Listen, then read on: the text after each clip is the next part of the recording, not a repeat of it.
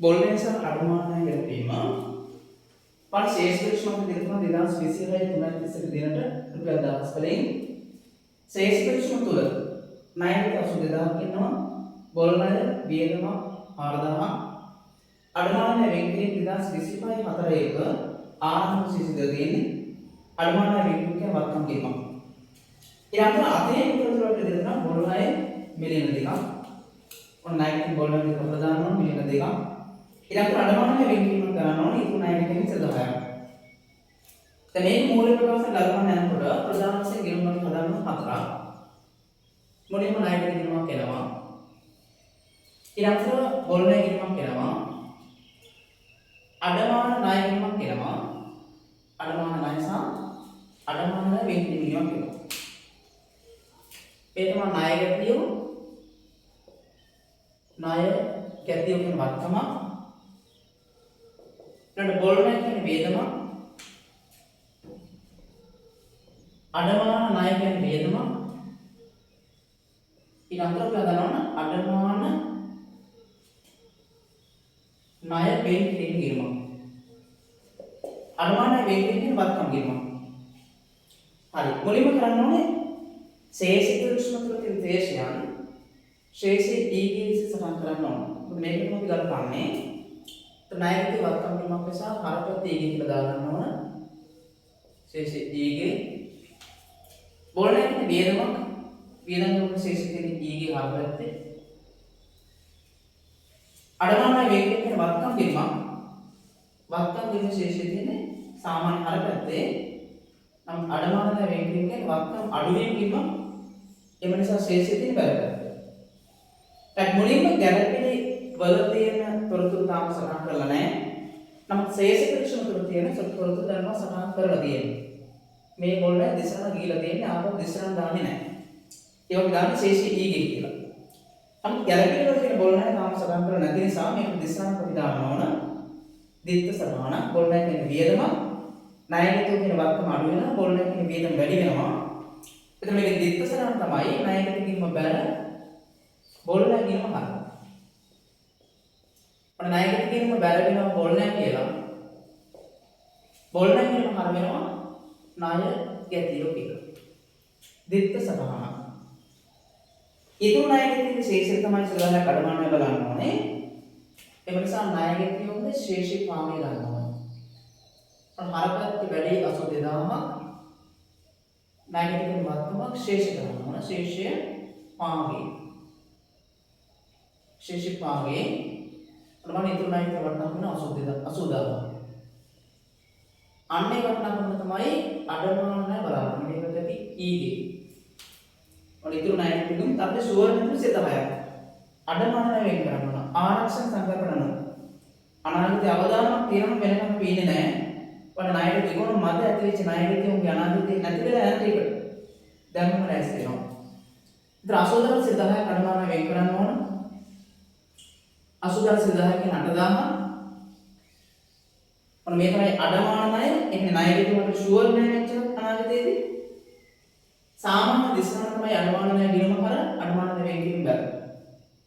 නමුත් අඩමාන ණය වෙන්කිරීම කියන ශේෂයක් තියෙන වෙලාවක මෙන්න මේ සම්පූර්ණ ගාන සටහන් කරන්න බෑ. ඒතරට හොයන්න ඕන අධි වෙන්කිරීම සහ ඌණ වෙන්කිරීම.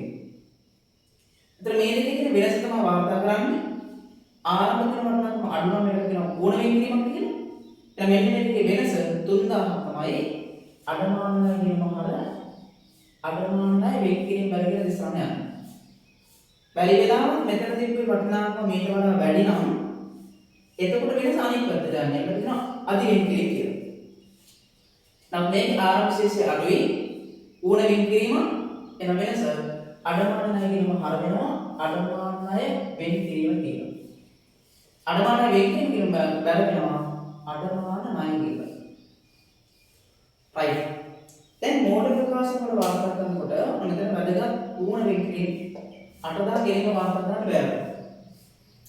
right. දැන් බොල් ණය කියන්නේ වේදමක් නිසා මේක පියවන්න ඕන. මොනවද පියවන්නේ ආදර්ශ සහ වේදම් කියනවා. බොල් ණය සහ අඩමාන ණය කියන්නේ මේ දෙකම වේදම් කියනවා. පියවනවා කියන්නේ එන වෙනස ලාභ ලාභ දානවා. එතන ආදර්ශ ප්‍රකාශය. ශේෂී පාවෙ ගන්න බෑ ශේෂී පාගය ගන්න වත්කම් වගකීම් සහ හිමිකම්. අපිට ගිණුම් වර්ග පහක් තියෙනවා.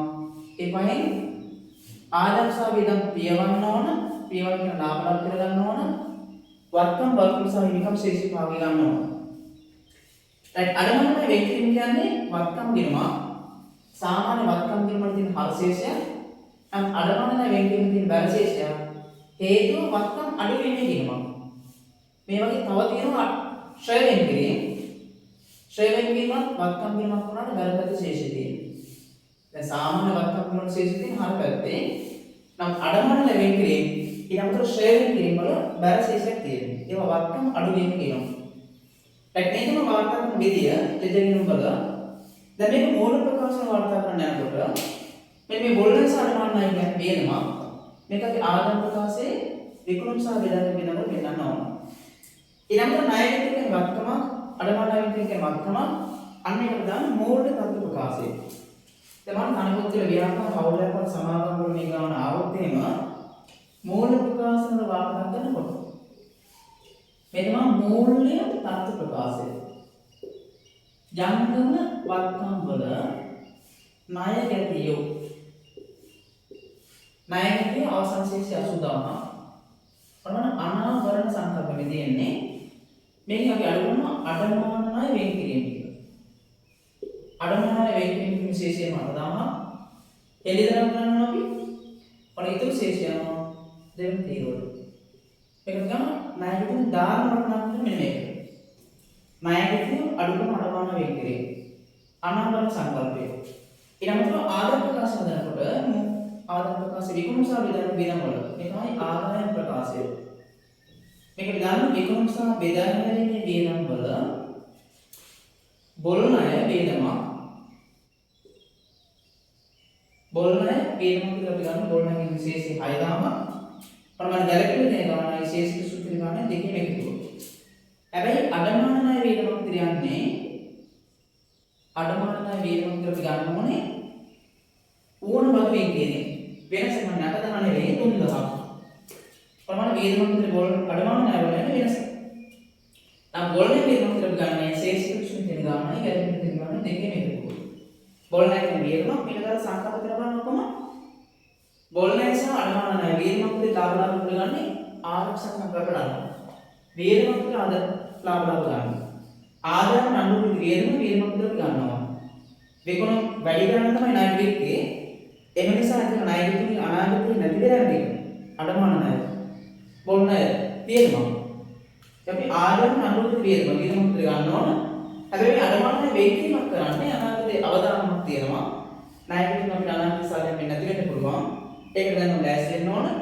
අඩමාන ණය වේගීම ආරක්ෂක සංකල්ප ගන්න කරනවා අපි. ඒක ණයයෙන් හඳුනගන්නේ උපජිත සංකල්ප නාම. විකුණුම් කරන ආදායම සල්ලි හම්බුනත් එක නැගතේ කියලා අපි ගන්න ඕන. සල්ලි හම්බෙච්ච නැති විකුණුම් තමයි ණය විකුණුම් කියන්නේ. ඊළඟට අනාවරණ සංකල්ප ගන්නවා. ණය විකුණුම්ගේ ඇත්ත තත්ත්වය පෙන්වන්න ඕන. ණය විදියෝ ඉංගලකම අපි අඩමාන ණය වෙන් කරේස්.